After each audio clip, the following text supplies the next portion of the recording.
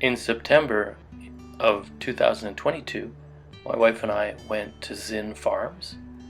Zen Farms is Manitoba's largest producer of pasture pork. We went to pick up our order of a half a pig and also to learn a little bit about the farm. As an active member of Hogwatch Manitoba, and unfortunately the neighbor of a conventional industrial hog barn, I was very curious to find out more.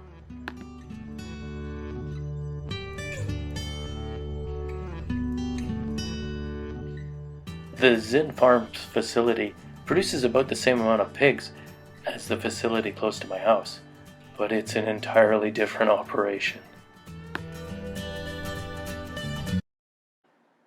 Yes, as you can see from this picture, it is farrow to finish versus just a straight feeder barn. But the big difference is that it's straw-based instead of liquid slurry systems.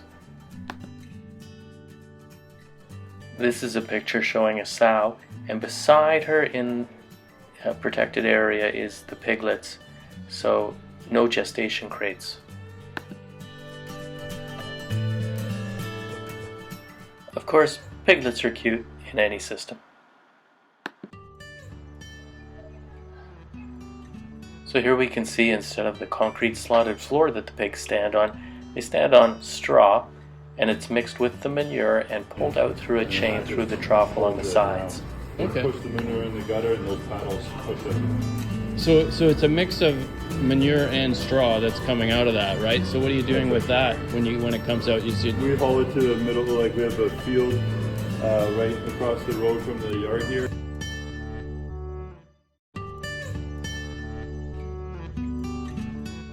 Now let me just apologize for the production quality of this film. First of all, I was struggling with the Face ID on my new iPhone 13. And also, I didn't really intend on wasting Andrea's time. I just wanted him to keep working, but he really wanted to talk about what he was doing, so I let him go, and we've all learned a lot. It is definitely a lot more work, because every day we gotta be pitchforking straw in by hand. Yeah. But they love it. Like, they eat lots of it. It's nice for them to walk on. In the summer, we don't use nearly as much, simply because they like to lay on the cool concrete. Well, I guess but in the winter, we make it a little bit thicker, so then they have a bit more insulation. like you kind of need in this system to, like, say there was a robot to put the straw out. Oh yeah, I've thought of I had designed in my mind. This is actually used to be an old pig barn, and this was the old walkway. So then the gestation crates came right up to here. Mm-hmm. And I thought, okay, well, we could use, and then we buy a premixed mineral that we mix in there. So again, like, this is where they come in the winter mostly? Or? Yeah, so how it works is we do the breeding in the barn, right? And then the sows stay in the barn. Like, let's say they farrow in the barn. When they get weaned, they go into that first pen that we saw. They get collected with several other litters of the similar age. And then once they're big enough, we bring them into this shelter. We usually bring them here. They grow up, and once the next group is ready to come in, they get shifted over. So that in here we call it the grower shelter. They stay in here until we really have room into the other shelter. But most of the time it's around 200, probably 180, 200, 220 pounds, that kind of thing. Then we move them to the other shelter. They get switched to a finisher feed, which is just a slightly different proportion of those same grains.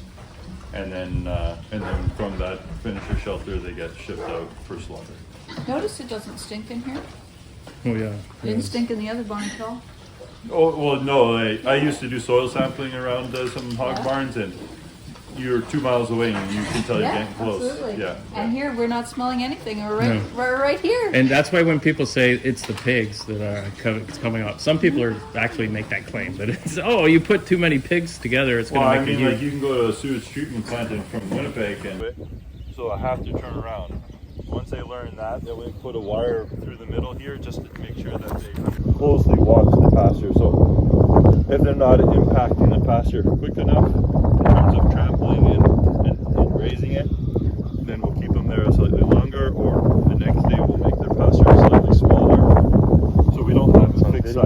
pasture. That's why there's no actual cross fences. So you have to Use the go in. temporary fences so we can make the pastures bigger or smaller or whatever we need. You open and close the gates, and they just move by themselves, right? Yeah, so not really a gate. There's actually there's just a that solid single wire. There's that single wire. Yeah, so they won't want to walk through that wire, but you can kind of see that one orange post there. Yeah. Yeah. That's actually a heavy plastic pipe with a notch in it, and we just scoop up the wire and lift it up so the wire is actually going up high there, so they know they can walk underneath the wire beside that pipe. Oh. So that's why we use a different color, and it's rigid enough to be able to handle like a lot of pounds of animals on a relatively small piece of land, Right. and for a short amount of time. Yeah. So, That's the idea, the intensity of the grazing. yeah, right? so I guess you could have a moderately sized rigid fence that moves on its own with high density of animals, and having it move very frequently probably would be the most ideal. Here where you have to deal with kind of undulations and Yeah. irregular shaped pastures. If you got a big square field and you were to do that, that would be better, but Yeah, not realistic. I'll go outside. Yeah. Wow, there's a lot of them. yeah. Oh, That's a lot. Yeah. They seem to be a little scared of you. No smell at all. No, in the grass, it's I wouldn't like drive in amazing. your old driveway spot because I think that's still too wet. Either in the stubble or in the grass. Yeah, okay. I would stay where I moved the compost pile there. I would stay to the west, Okay, let's more land. on the grass than where the compost pile was. Because under the compost pile was. And these are heritage breeds? Yeah, these are Berkshire, right? Are they all Berkshire? It's a mix. Yeah. So Berkshire, purebred Berkshire is like classic, like this one kind of walking up. Oh, yeah? 6 points of white, nose, all 4 feet in the tail. Okay.